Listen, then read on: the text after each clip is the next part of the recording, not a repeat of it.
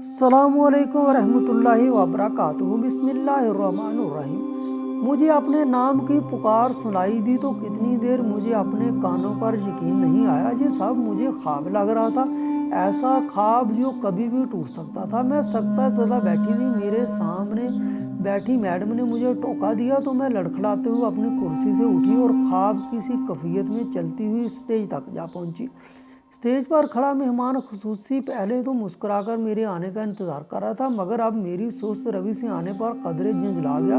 مگر چونکہ وہ مہمان خصوصی تھا اس لیے مجبوراً اپنے چہرے پر مسکراہٹ سجائے کھڑا تھا۔ وہ پاکستان کا مشہور آرٹسٹ شہریار عربی تھا، جو اپنی مردانہ وجاہت، اعلیٰ تعلیم یافتہ اور کام میں مہارت کی وجہ سے نہ صرف پاکستان بلکہ کئی ممالک میں مقبول تھا۔ میں دھیرے دھیرے چلتے اسٹیج پر پہنچی اور لڑکھڑاتی آواز سے سلام کیا۔ میری آنکھیں بار بار بھیگ رہی تھیں، میرا دل کر رہا تھا کہ میں یہیں بیٹھ جاؤں اور داڑیں مار مار کر رو دوں، مگر میں نے خود پر قابو پایا۔ وہ شخص مجھے مبارکباد دیتے ہوئے مجھے سند اور میڈل سے نواز رہا تھا، وہ سب تھامتے ہوئے میرے ہاتھ بے تحاشا کانپ رہے تھے۔ وہاں پر موجود لوگوں کے لیے یہ کیفیت کوئی انجان نہیں تھی۔ اس مقام تک پہنچنے کے بعد ہر شخص کی ایسی کیفیت ہوتی ہے، وہ جوش اور جذبات سے بھرے ہوتے ہیں، مگر میری بات الگ تھی۔ میری کیفیت ان سب سے جدا تھی اور اپنی یہ کیفیت میں کسی سے بیان نہیں کر سکتی تھی۔ مجھے انعامات سے نوازنے کے بعد میرے سامنے مائک کرتے ہوئے شہریار علوی نے مجھے بولنے کا کہا،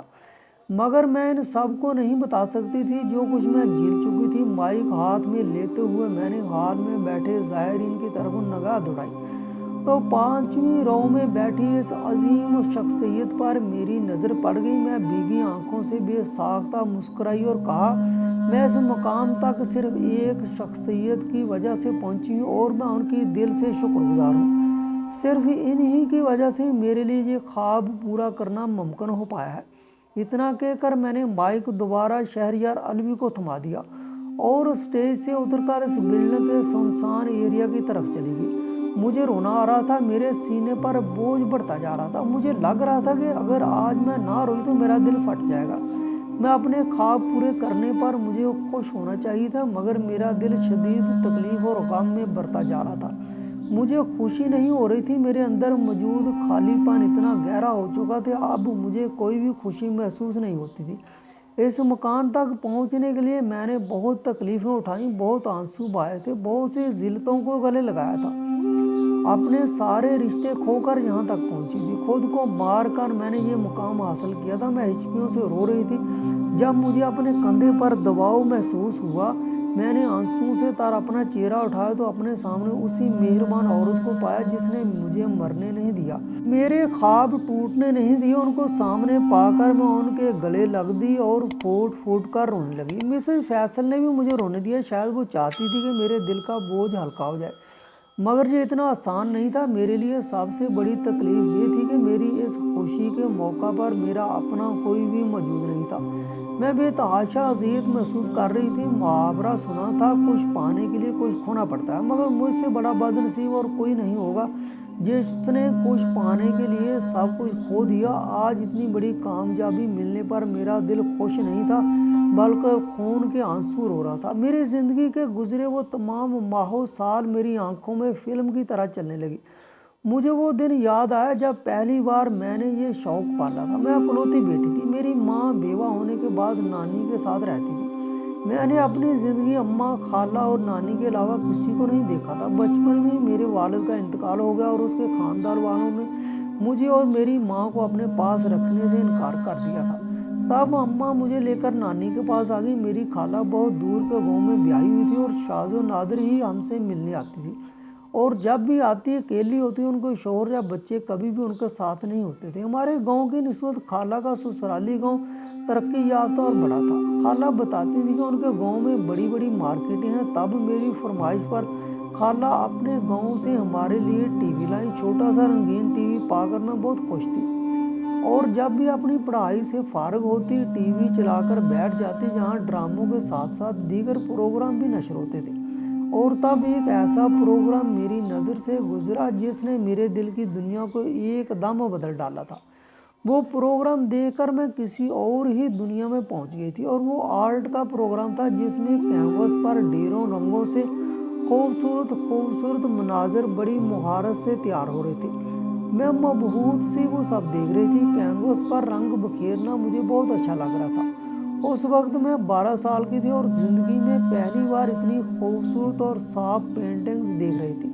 वो प्रोग्राम देखकर मेरा दिल मचलने लग गया। मेरे दिल में भी ख्वाहिश जागने लगी कि मैं भी इसी तरह कागज़ों पर रंग बखेरूं और कुदरत के हसीन मनाजिर की तस्वीरें बनाया करूं। यही बात मैंने अम्मा और नानी से की तो वो दोनों दुपट्टा मुंह पर रखे खिलखिलाकर हंस दी।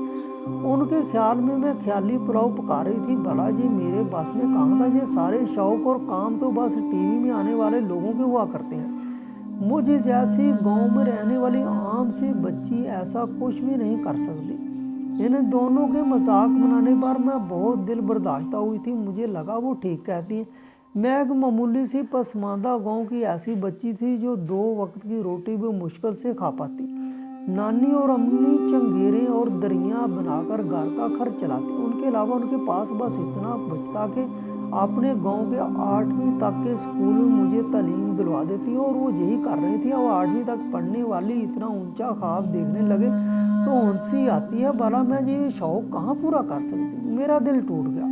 मैं इतनी गमज़दा हूँ कि मुझे बुखार हो गया। कई रोज़ बीमार रहने के बाद जब मैं स्कूल पहुँची तो स्कूल की मैडम मिसेज फैसल ने मुझे अपने पास ऑफिस बुलाया। मैं उस स्कूल की ज़हीन और लायक बच्ची थी और ऐसे बच्चे अपने असातिज़ा को बहुत प्यारे होते हैं। मिसेज फैसल ने भी मेरी गैर हाजिरी को महसूस किया था। उनके सवाल करने पर मैंने अकलाते हुए अपनी बीमारी और उसकी वजह बताई। मेरी बात सुनकर मैडम ने बहुत हैरानगी से कहा, तो इसमें इतना उदास होने वाली क्या बात है। तुम ये सब कर सकती हो। ये कोई ऐसा काम नहीं सिर्फ टीवी में आने वाले ही करें। अगर तुम चाहती हो तो मैं भी इस मुकाम तक पहुंच सकती हूँ। तो बल्कि तुम भी टीवी में आ सकती हो। इस हुनर का गांव से कोई तल्क नहीं। हुनर तो किसी भी हाथ में हो सकता है। बल्कि मैं तो तुम्हारे शौक की दाद दूंगी। तुम्हारी अम्मा और नानी सादा मिजाज खवातीन है, वो इन बातों को नहीं समझती। मगर मैं अच्छी तरह जानती हूँ कि अगर तुम मुस्तकिल मिजाज रहो और अपने शौक पर कायम रहो तो बहुत जल्द टीवी में बैठे लोगों की तरह कैनवस पर रंग कमाल महारत से बखेरने लगोगी।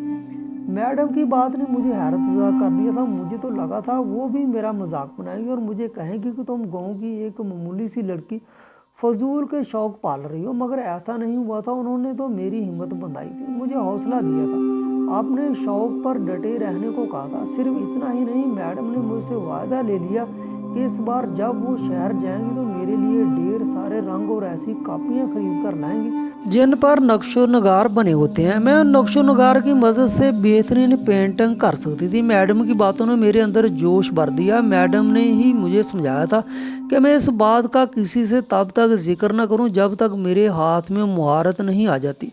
मेरी महारत को देखकर खुद ही मेरे घर वाले और गांव के बाकी लोग भी मेरी काबिलियत को मानने लगेंगे और मुझ पर फख्र करेंगे। मगर उसके लिए ज़रूरी है कि मैं अपनी पढ़ाई पर भी पूरी तवज्जो रखूं, क्योंकि इस काम के साथ साथ मेरा तालीम याफ्ता होना भी नहायत ज़रूरी है। मैडम की बातों ने मेरे अंदर नई रूह फूंक दी। मैंने अज़म कर लिया कि मैं सब करूँगी जो मुझे मैडम ने कहा था। मैं अपने ख्वाब को ज़रूर पूरा करूँगी। मैडम ने अपना वायदा पूरा किया और जब वो शहर गई तो वापसी पर मेरे लिए बहुत सामान लाई थी। पहले मैं पढ़ाई करने के साथ साथ खेल कूद और टीवी के ड्रामे देखकर वक्त गुजारती थी।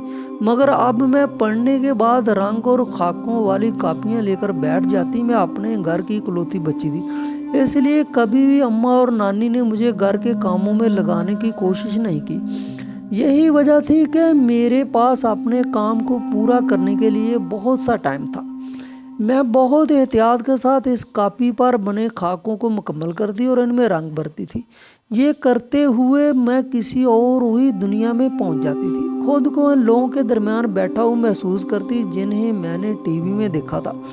वक्त गुजरता गया, मेरी बनी हुई पेंटिंग में सफाई और मुहारत आ गई थी। मैंने मैडम की हिदायत पर अमल किया था और अभी तक किसी को भी अपने इस शौक के बारे में नहीं बताया था। अम्मा और नानी से भी मैंने दोबारा इस बात का जिक्र नहीं किया। मैं अब इन्हें कुछ बनकर दिखाना चाहती थी। मैं 16 साल की हो चुकी थी और उस वक्त मैं आगे पढ़ने के लिए मैडम के घर जाती थी। वो मुझे मैट्रिक की तैयारी करवा रही थी। अम्मा और नानी से भी उन्होंने बात कर ली थी कि ये घर में मेरे पास पढ़ती रहेगी। اور جب پرچے دینے کا وقت آئے گا تو میں اس کو اپنے خرچے پر ہی دوسرے گاؤں کے اسکول میں لے جا کر پرچے دلواؤں گی۔ اماں اور نانی کو اعتراض نہیں ہوا تو انہوں نے بے خوشی میڈم کو اجازت دے دی تھی۔ اسی طرح میرا تعلیمی سلسلہ نہیں رکا۔ میڈم کے گھر میں ہی میں نے اپنی پینٹنگز میں بھی مزید مہارت حاصل کی تھی۔ میٹرک کر لینے تک میں اتنی قابل ہو چکی تھی کہ میری بنی ہوئی تصویریں میڈم نے بیچنے کے لیے شہر میں بھجوانا شروع کر دی، اور تب شہر کے ایک فائن آرٹ کالج میں میری پینٹنگز کو سراہا گیا، مجھے انعام سے نوازا اور اپنے کالج میں مفت پڑھنے کی پیشکش بھی کی۔ یہ خبر سن کر جہاں میں خوشی سے پاگل ہو رہی تھی، میری ماں اور نانی حیرت سے منہ کھولے ہکا بکا بیٹھی تھی۔ انہیں یقین نہیں آ رہا تھا کہ میں نے اپنا شوق جاری رکھا تھا۔ وہ تو سمجھی تھی کہ میں سب بھول گئی تھی۔ پہلی بار اماں اور نانی کے چہرے پر خوف کے سائے لہرانے لگے۔ میری قابلیت نے انہیں اندیشوں میں مبتلا کر دیا تھا۔ میں اپنی خوشی میں اتنی مگن تھی کہ ان کے چہروں پر بڑھتے تفکرات کے سائے دیکھ ہی نہیں سکی، اور پھر انہی دنوں میری خالہ کا آنا ہوا۔ انہوں نے میرا رشتہ اپنے بیٹے کے لیے مانگا تھا۔ خالہ کا رشتہ مانگنے کی دیر تھی، اماں اور نانی نے فوراً ہاں کر دی، جبکہ میرا صدمے سے برا حال تھا۔ میں کالج میں پڑھنے کے لیے جانا چاہتی تھی، مگر اماں اور نانی نے میری بات نہیں سنی۔ اماں نے یہ کہہ کر مجھے بہلایا، کالج کی فیس سب کچھ نہیں ہوتی، اس کے علاوہ بھی بہت سے خرچے ہوتے ہیں جو ہم پورے نہیں کر سکتے۔ میری مانو تو شادی کر لو، خالہ کا شوہر بہت امیر ہے، وہ کہہ رہی ہے کہ تمہیں آگے بھی پڑھایا جائے گا اور تمہارا یہ تصویروں والا شوق بھی پورا کرے گی۔ اگر تم چاہتی ہو کہ تم اپنا کام جاری رکھو تو شادی کے لیے مان جاؤ، اسی میں تمہاری بہتری ہے۔ میں سادہ دل لڑکی تھی، اماں کی بات میرے دل کو لگی، وہ سچ کہہ رہی تھی۔ اب مجھے اتنی سمجھ آ چکی تھی کہ اس کام میں بہت خرچہ ہونے والا تھا جو میری ماں اور نانی بالکل بھی برداشت نہیں کر سکتی تھی۔ مجھے ڈھیروں پیسہ چاہیے تھا، اور میری خالہ بہت امیر تھی، ہمارے گھر کا آدھا خرچہ وہی اٹھا رہی تھی۔ اس شادی میں واقعی میرا فائدہ ہونے والا تھا، تب میں نے شادی کے لیے ہاں کر دی۔ میری شادی کا سن کر میڈم بہت حیران ہوئی، انہیں تو لگا تھا کہ میں اپنے خواب پورے کروں گی، اور میں شادی کی تیاریاں کر رہی تھی۔ تب میں نے اماں اور نانی کی سوچ میڈم کو بتائی تو کوئی سوچتے ہوئے میڈم خاموش ہو گئی، پھر کہنے لگی، اللہ کرے جیسا تم سب نے سوچا ہے بالکل ویسا ہی ہو، پھر بھی اگر کوئی مسئلہ ہو تو تم مجھ سے رابطہ ضرور کرنا۔ جی کہتے ہوئے میڈم نے مجھے ایک کاغذ پر اپنا نمبر لکھ کر دیا۔ میں نے وہ کاغذ بہت احتیاط سے سنبھال لیا اور بیاہ کر اپنی خالہ کے گھر دوسرے گاؤں آ گئی۔ میں نے پہلی بار خالہ کے بچوں کو اپنی شادی پر دیکھا تھا۔ خالہ کے 2 بچے تھے، ایک بیٹا جو کہ میرا شوہر تھا، اور ایک بیٹی جو تقریباً میری ہم عمر تھی۔ خالہ کا بیٹا راشد، میرا شوہر، معمولی سی صورت مگر مضبوط قد کاٹ کا مرد تھا، اپنے باپ کی طرح ذمہ دار تھا، ان کو روپے پیسے کی کوئی کمی نہیں تھی۔ شادی کو لے کر نہ چاہتے ہوئے بھی میں نے بہت سے خواب سجا لیے تھے، مگر راشد ان پر پورا نہیں اترتا تھا۔ وہ عجیب دھوپ چھاؤں جیسا مرد تھا، دن میں نہایت کرخت اور اپنے کام سے کام رکھنے والا، مگر رات میں محبت نشاور کرنے والا شوہر بن جاتا۔ شروع میں تو اس کی فطرت میں سمجھ نہیں پائی، مگر جلدی مجھے سمجھ آ گئی۔ وہ جاہل آدمی تھا، عورت کو اپنے پیر کی جوتی سمجھتا تھا۔ اس کے خیال میں بیوی صرف مرد کا دل بہلانے کا نام ہے، اور وہ یہی کر رہا تھا۔ دن میں اسے میری پرواہ نہیں ہوتی تھی، مگر رات ہوتے ہی اسے میری ضرورت ہونے لگتی تھی۔ شادی کا کچھ وقت میں نے صبر سے گزارا، مگر جب خالہ نے میری پڑھائی کو لے کر کوئی بات نہیں کی تو ایک دن ہمت کر کے میں نے خالہ سے کہہ دیا، خالہ میں اپنی تعلیم شروع کرنا چاہتی ہوں، پہلے ہی بہت وقت ضائع ہو گیا ہے، کہیں ایسا نہ ہو میرے دیر کرنے پر کالج والے مجھے قبول ہی نہ کریں۔ میری بات پر خالہ پہلے تو چونک گئی، مگر پھر بیزاری سے بولی، ہاں بھئی تمہاری ماں نے اس بات کا ذکر تو ضرور کیا تھا، مگر میں کچھ نہیں کہہ سکتی، تم راشد سے پوچھ لو، اگر وہ تمہیں اجازت دیتا ہے تو ٹھیک ہے، مجھے کوئی اعتراض نہیں ہوگا۔ خالہ کی بات پر میرے دل میں انجانے سے خوف پلنے لگے، مجھے تو کوئی اور ہی کہانی سنائی گئی تھی، مگر خالہ کے مزاج الگ تھے۔ بہرحال میں نے راشد سے بات کی۔ راشد یہ سنتے ہی ہتھے سے اکھڑ گیا اور مجھ پر چیخلیں چلانے لگا، تمہارا کیا خیال ہے، اب تم مہارانی بن کر کالج جایا کرو گی اور میں تمہارے فضول کے خرچے اٹھاؤں گا؟ ایسا سوچنا بھی مت، اپنے ان فضول خوابوں سے باہر آؤ اور شوہر کی خدمت کرنا سیکھو، یہی ضروری کام ہے۔ راشد کی بات سن کر میرا دل ایک دم سے ٹوٹا تھا، میں اپنے خوابوں کو ادھورا نہیں چھوڑ سکتی تھی۔ ان خوابوں کو پورا کرنے کے لیے میں نے تو شادی جیسا عذاب گلے ڈالا تھا۔ میں نے اماں اور نانی شکوہ کرنا چاہا تو مجھ پر یہ تکلیف دہ انکشاف ہوا۔ اس سازش میں وہ دونوں بھی شامل تھی۔ ان سب نے مجھے بیوقوف بنایا تھا اور صرف شادی کرنے کے لیے مجھے سبز باغ دکھائے۔ میں نے ان سے خوب لڑائی کی تو وہ کہنے لگی ہمارے خاندان میں ایسے فضول شوق کبھی کسی نے نہیں پالے اور نہ ہی ان کاموں کی اجازت ملی ہے، بس تمہارا ہی دماغ خراب ہو گیا تھا تو تمہاری عقل ٹھکانے پر لانے کے لیے یہ ضروری تھا۔ اب ایک بات کان کھول کر سن لو، راشد کو خوش رکھنا ہی تمہارے لیے ضروری ہے۔ تمہاری تو قسمت اچھی ہے کہ تمہاری خالہ نے اپنے قابل اور امیر بیٹے کے لیے تمہیں چنا ہے۔ اب اپنا گھر نہ توڑو، اس گھر سے تمہاری میت ہی باہر نکلنی چاہیے۔ اماں کی بات پر میں نے زخمی نظروں سے اماں کو دیکھا تھا۔ میں جانتی تھی یا میرا اللہ کہ میں شادی کے حوالے سے کتنی خوش نصیب تھی۔ راشد نے مجھے کبھی عزت نہیں دی تھی، وہ مجھے ایک عورت سے بھی زیادہ گری ہوئی چیز سمجھتا تھا۔ رات میں اپنی ہوس پوری کرتا اور دن میں جانوروں کی طرح کام لیتا، اکثر مارتا بھی تھا، اور اماں کہہ رہی تھی کہ میں خوش نصیب ہوں۔ میں نے ہمت نہیں ہاری اور اپنے خواب کو پورا کرنے کے لیے دوسرا طریقہ اپنایا۔ میں نے راشد کو اپنی اداؤں میں الجھانا شروع کر دیا۔ میں اس کی کمزوری جانتی تھی، رات کے اندھیرے میں تو اس پر دیوانگی طاری ہوتی تھی اور اپنی طلب پوری کرنے کے لیے وہ میرے قدموں میں جھکنے کو بھی تیار ہوتا۔ پہلے تو میں خاموشی سے راشد کو اس کا حق دیتی تھی، مگر اب ادائیں دکھا کر راشد سے اپنی باتیں منوانے کی کوشش کرتی۔ میری یہ کوشش کامیاب ہو گئی۔ راشد میری سننے لگا۔ میرے قریب آنے کی خاطر اس نے مجھے رنگوں سے کھیلنے کی اجازت دے دی، صرف اس شرط پہ کہ اس بارے میں نہ تو خالہ کو پتہ چلے اور نہ گھر کے کاموں میں کوئی کوتاہی ہو۔ میرے لیے یہ سب جھیلنا بہت مشکل تھا، مگر اپنے شوق کو پورا کرنے کی خاطر میں دن میں چپ چاپ خالہ کے کوسنے سنتی، راشد کی گالیاں سہتی، رات میں اس کی درندگی کو جھیلتی اور بدلے میں کبھی کبھار پینٹنگز بنانے کا موقع مل جاتا تھا۔ حالانکہ اپنا خواب ادھورا رہ جانے پر میں بہت روئی تھی۔ میں نے کیا سوچا تھا اور حقیقت اتنی بھیانک نکلی تھی۔ میری سگی ماں نے ہی میرا ساتھ نہیں دیا تھا۔ اب میں بے بس تھی، مشرقی لڑکیوں کی طرح اپنا گھر بچانے کی پوری کوشش کر رہی تھی، مگر راشد کی جہالت برداشت کرنا بہت مشکل تھا۔ اس نے مجھے اجازت تو دے دی، مگر میرا حوصلہ نہیں بڑھایا، بلکہ مجھے غربت کے طعنے دے کر میرے شوق کا مذاق اڑانے لگا۔ تب میں پینٹنگز کرنا چھوڑ دی۔ اگر خالہ کو معلوم ہو گیا کہ راشد کی اجازت سے میں تصویریں بناتی ہوں، جیسا میری خالہ سے برداشت نہیں ہوا، تو انہوں نے راشد کو میرے خلاف بھڑکانا شروع کر دیا۔ خالہ کے بھڑکانے پر راشد جانور بن گیا اور مجھ پر ظلم کے پہاڑ توڑے، مگر گھر سے نہیں نکالا، جبکہ خالہ یہی چاہتی تھی کہ راشد مجھے چھوڑ دے۔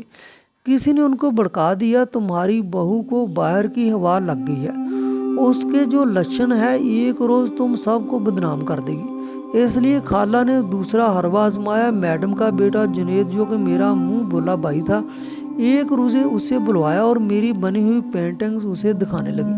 جنید کو اپنے گھر دیکھ کر میں بہت خوش ہوئی، اس سے میڈم کی خیریت دریافت کرنے لگی۔ خالہ نے اسے میرے کمرے میں بٹھایا اور خود اپنے ملازم کو بھیج کر راشد کو آنے کا کہا۔ میں ان کی چال سے بے خبر تھی، اس لیے کچھ بھی نہیں سمجھی اور جنید سے باتیں کرتی رہی، اور تبھی راشد آ گیا۔ خالہ نے شور کر کے راشد کو کہا اور دو اجازت اپنی بیوی کو تصویریں بنانے کی۔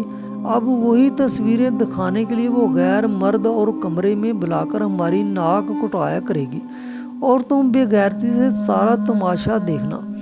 ہائے میں مر کیوں نہیں گئی؟ یہ سب دیکھنے سے پہلے جاؤ دیکھو تمہاری بیوی صبح سے اپنے کسی عاشق کو کمرے میں بلائے منہ کالا کر رہی ہے۔ راشد یہ سن کر آگ بگولا ہو گیا۔ جب کمرے میں پہنچا تو جنید کمرے میں ہی موجود تھا۔ راشد کا غصے سے برا حال ہو گیا اور آؤ دکھانا تاؤ راشد نے مجھے اور جنید کو بہت مارا۔ میں صورتحال سے تیار نہیں تھی، چیختے ہوئے راشد کو روکنے کا بول رہی تھی، مگر راشد نہیں رکا اور اپنی ساری بڑاس ہم دونوں پر نکال لینے کے بعد راشد نے مجھے طلاق دی اور گھر سے دھکے دے کر نکال دیا۔ میں چیختی چلاتی رہی اور راشد سے بہت منت کی کہ وہ ایک بار میری بات سن لے، جیسا وہ سمجھ رہا ہے ایسا کچھ نہیں، مگر راشد نے میری ایک نہیں سنی اور مجھ پر گھر کے دروازے ہمیشہ کے لیے بند کر دی۔ میں تکلیف سے کھڑی رہ گئی۔ جس گھر کو بچانے کے لیے میں نے ہر اذیت سہی تھی، وہ گھر پھر بھی نہیں بچا اور ملزم بھی میں بنی۔ میری طلاق پر اماں اور نانی نے بھی مجھے گالی دی اور مجبور کیا کہ میں راشد کے پاس چلی جاؤں، کیونکہ اب خالہ اور راشد پچھتا رہے تھے، مگر میں ان کی فرمائش پر ٹوٹ کر بکھری۔ وہ گھر بھی چھوڑا اور سیدھی مسز فیصل کے پاس پہنچ گئی۔ میں مرنا نہیں چاہتی تھی مگر انہوں نے مجھے حوصلہ دیا، جینے کی امید دلائی، صحیح معنوں میں میری اماں بن کر میرے زخموں پر مرہم رکھا، پھر سے فائن آرٹ شروع کرایا، ہر قدم پر میری حوصلہ افزائی کی، میری تعلیم مکمل کرائی، اپنی قابلیت کے بل پر بہت جلد میں ایک بہترین آرٹسٹ بن گئی اور آج مجھے انعامات سے نوازا جا رہا تھا۔ میں نے اماں اور نانی سے دوبارہ رابطہ نہیں کیا، البتہ اپنی کمائی سے ایک خطیر رقم ان کو بھیجنے لگی۔ بہرحال وہ میری ماں تھی، وہ ماں جس نے کبھی میرا درد جاننے کی کوشش نہیں کی۔ طلاق کے بعد ایک بار بھی مجھ سے نہیں پوچھا کہ میں کتنی اذیتیں جھیلی، اس گھر کو بچانے کے لیے کتنی بار اپنے اندر کی عورت کو مارا تھا، اپنے سارے خواب آنکھوں سے نوچ ڈالے تھے، راشد کی درندگی برداشت کی تھی، کتنی بار مار کھائی جس سے لگنے والے زخم مجھے روح پر محسوس ہوتے تھے، پھر بھی وہ گھر ٹوٹ گیا کیونکہ راشد کم ضرب تھا، مگر اپنی سگی ماں کی نظر میں ہی قصوروار تھی۔ میرا ہر رشتے سے دل اٹھ گیا تھا، میں کمانے کی مشین بن گئی، مگر میڈم میرے سنبھلنے کا انتظار کر رہی تھی، ان کو یقین تھا ایک روز میرے زخم بھر جائیں گے اور میں ان کی بات مان کر دوبارہ سے شادی کر لوں گی۔